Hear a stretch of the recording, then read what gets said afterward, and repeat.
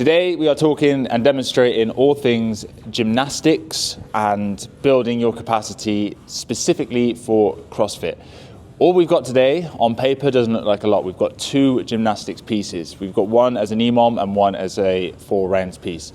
But these are both designed to help build my capacity in my gymnastics that will then hopefully pay off later on when it comes to a competition setting. So we're going to start warming up. I'll start talking you through the theory behind it before we get into the workouts, and then you've got a couple of different examples that you can use and you can then apply to your training. So when it comes to gymnastics, there's kind of 3 elements that we need to consider. The first one is obviously getting the right strength in the right areas. So for example, if we take handstand push-ups, which is going to be the first part of today, then we want to make sure we've got enough strength in the shoulders and we're constantly developing that strength. You want to think about your strength in your shoulders in that kind of pressing pattern as your foundation to that gymnastics movement. The bigger the foundation, the better that movement can be. Beyond that foundation, then we need to start thinking about building up your capacity. How many reps can you perform under fatigue when you're trying to go for maximal reps during a workout? What are your gymnastics like there? And then developing that capacity to then obviously help you during workouts. And then finally, how do we perform during a workout environment? It's all well and good having the strength.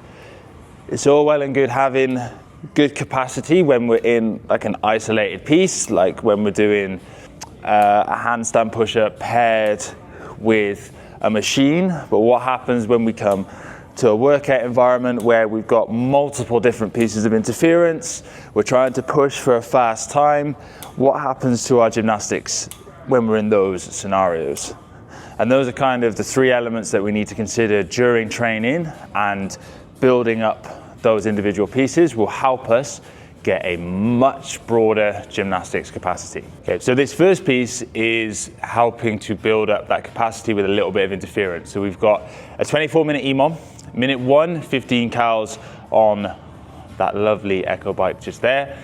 Minute 2, we've got dumbbell step-ups, and then minute 3, we're going to go for max reps of our inverted movements.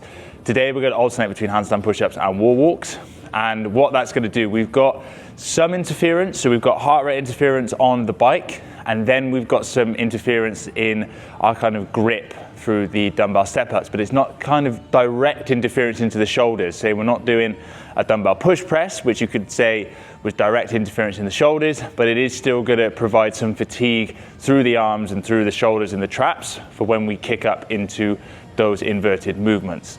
So that's kind of an example of building up capacity using interference to help develop the gymnastics movement when we're under fatigue.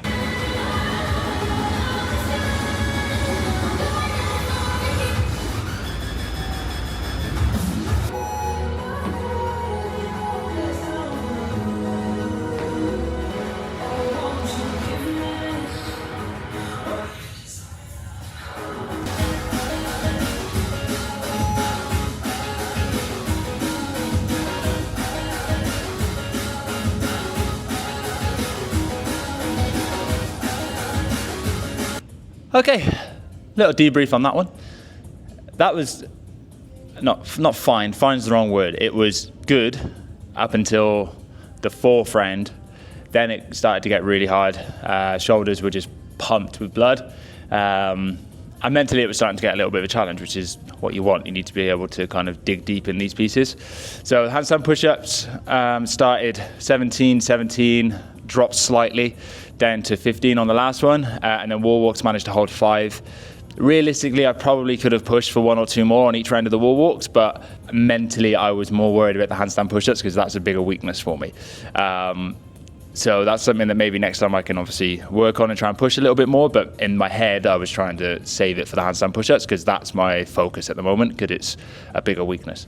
In terms of the interference, my heart rate was up. I burnt like I burnt a lot of calories because my heart rate was quite high for the majority of that one. Even with the minute rest, it still stayed right up there, and then as soon as you got on the bike, it was jacking back up again anyway. So it was kind of like the heart rate would jack up on the Echo bike, it would start to come down on the step ups, it would come down again on the handstands, but then you had the kind of built up fatigue from all of the rounds that was accumulating as you went through. So it was a good test, but not directly in the shoulders. So it was a good way to kind of test that capacity with some heart rate interference.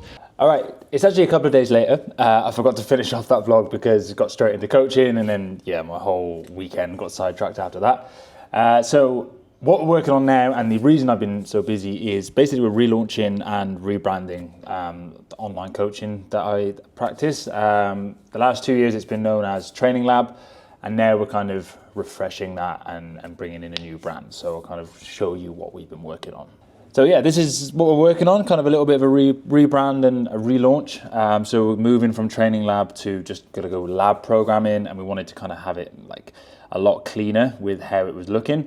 So yeah, we've gone through and gone through some new logo designs and given us some new kind of options and a different colorway, and just wanted it to be kind of cleaner and a little bit more kind of, what's the word? Maybe I just wanted it to stand out a little bit more and be clean. So with that, now that we've got kind of the logo and we've got the new brand feelings, now it's about kind of relaunching that through on social and getting that messaging out there across into the new year. So all of this branding will start to appear through my socials, and anything that I do with kind of clients and training, that will then come through, and I want it to be a little bit more predominant, a little bit more kind of out there, and then there'll be some t-shirt designs and stuff like that. So this is the exciting bit for me about trying to build a business and trying to build up a brand, is trying to put all of these pieces together and create something that people can latch on to, feel a part of, and that's something that now, especially going into this year, that really want to make sure we emphasize and we start to nail.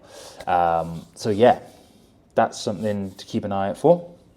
But that will do for today's vlog. So a little bit of a recap. I kind of went through some gymnastics interference options that you've got, and it's a really good way that you can develop your gymnastics for building capacity when it comes to workouts.